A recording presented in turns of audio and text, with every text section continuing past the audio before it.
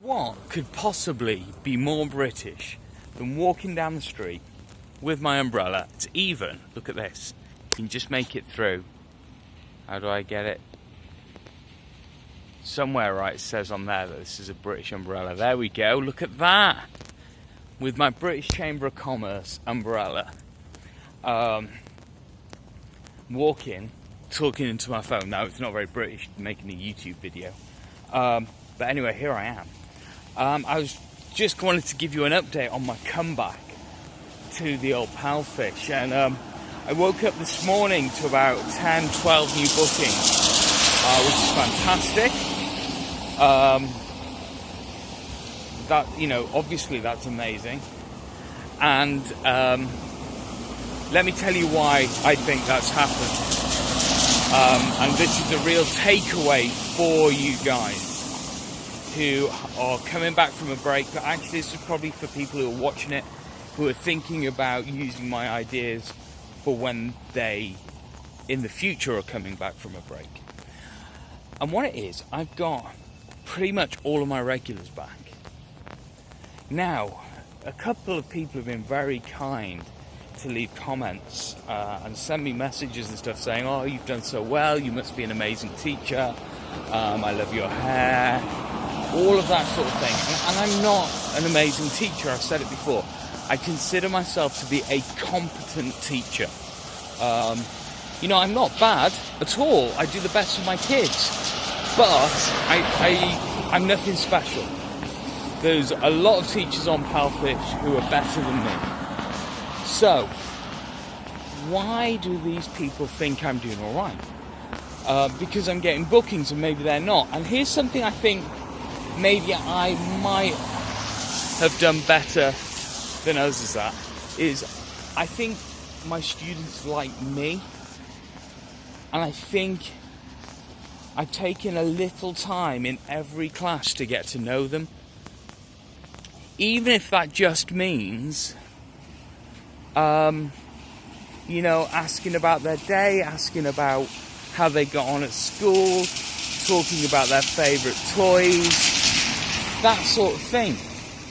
And I do that because I've got 3 little munchkins of my own. And I know, like, it's their favourite thing to talk about, is like their toys. So I usually ask my kids, if I get a chance, to talk about their toys and stuff like that.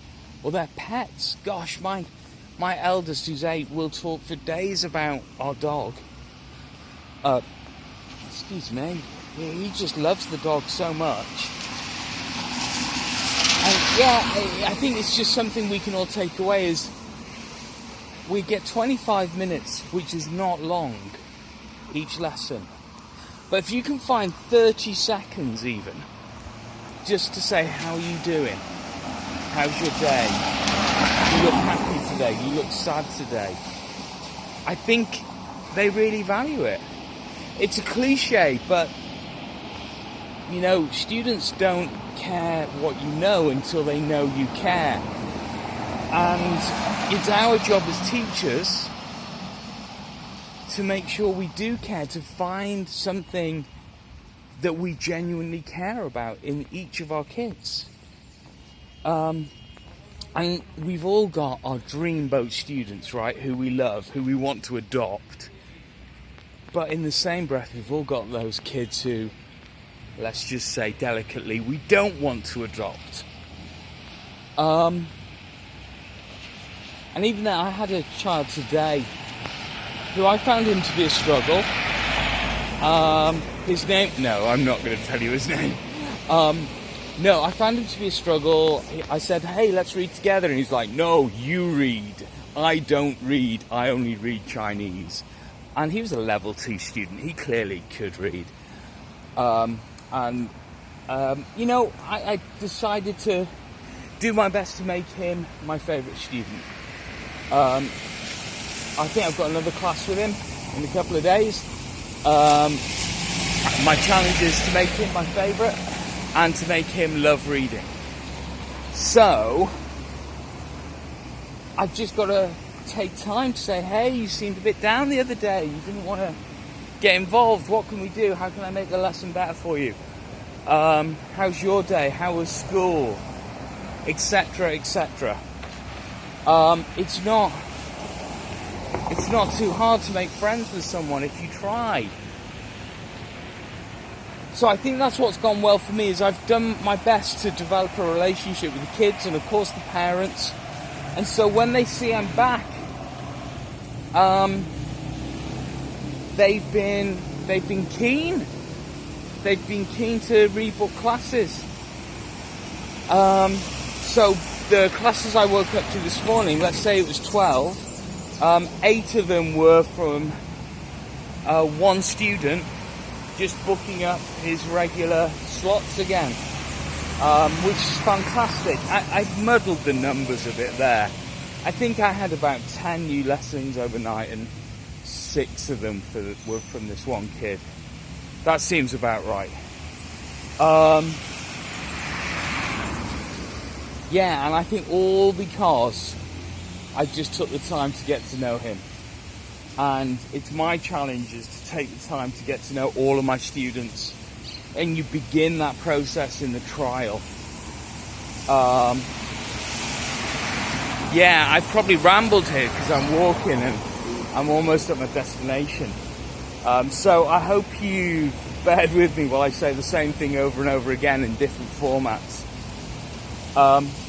Well, just, as I've got a couple of minutes before I get to where I'm going, do you want to have a look where I am? This is Panama City right now. Pretty boring residential suburb. I'm just going to cross this intersection behind me. That's a junction for you British people. To go to the bank. Yeah. Very, it's fun living in the tropics, but it rains and life goes on and you need to get to the bank to get some money. It's payday soon, Palfishers. I put a thing on the Facebook group that I've bought myself a hoodie. And you may think, why have you bought a hoodie when you live in the tropics? And what it is, I just like wearing hoodies. And I thought, it's autumn, I should probably get a hoodie. I haven't got a hoodie. I posted a link to one that I ordered and I've now cancelled it. Personally, it's still a great hoodie. I'm just having a different design on the front. Still, I'm getting one with hello in English and Chinese on, and not the big Palfish logo. Obviously in blue for work. But it's just a bit fun, and I can maybe use the hood as a prop in class. There's lots of links around that I put to my shirts, so please do have a look at them. Right, before I die trying to cross this road, I better sign off. So take care of yourselves. Ciao.